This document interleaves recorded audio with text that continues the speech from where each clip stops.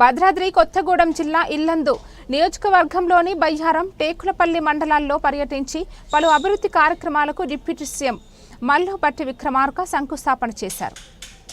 ఈ సందర్భంగా విలేకరుల సమావేశంలో ఆయన మాట్లాడారు. రాష్ట్రంలో ఉన్న నిరుద్యోగ యువకులు వాళ్ల కాళ్ల మీద వాళ్ళు నిలబడేందుకు స్వయం ఉపాధి అవకాశాన్ని ఎంచుకుని ఎదగడానికి రాజీవ్ యువ వికాసం వరం లాంటిదన్నారు. భారతదేశంలో ఇలాంటి పథకం ఎక్కడా లేదని గర్వంగా చెప్పారు. 10 సంవత్సరాలు పాలించిన టీఆర్ఎస్ ప్రభుత్వం నిరుద్యోగ యువతకు ఎలాంటి వృత్తిని కల్పించలేదన్నారు. ఉద్యోగ అవకాశాలు కల్పించలేదని తెలిపారు. తెలంగాణ రాష్ట్ర యువత నిరాశ నిస్పృహతో 10 సంవత్సరాల గడిపిందని అన్నారు. అవగాహన లేని కొన్ని సోషల్ మీడియా సివిల్ స్కోర్ విషయంలో తప్పుడు ప్రచారాన్ని చేస్తున్నాయని ఆరోపించారు.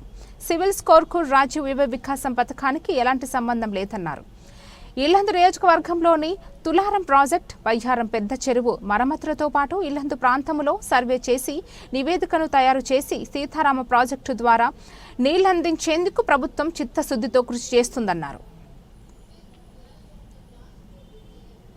వెల్కమ్.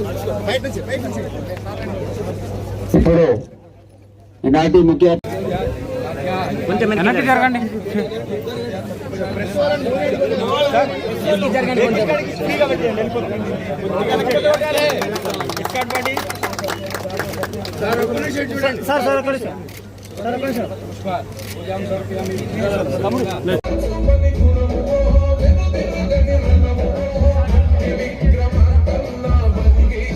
కాబట్టి ప్రతి ఒక్కరికి ధన్యవాదాలు తెలుపుతున్నాను.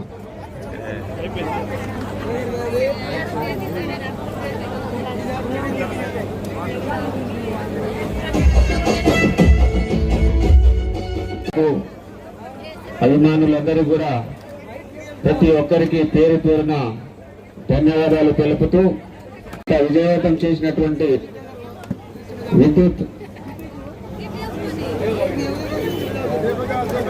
విద్యుత్ డిపార్ట్మెంట్ వారికి, అదేవిధంగా అన్ని శాఖల నుంచి వచ్చినటువంటి గెస్టెడ్ ఆఫీసర్స్ కి,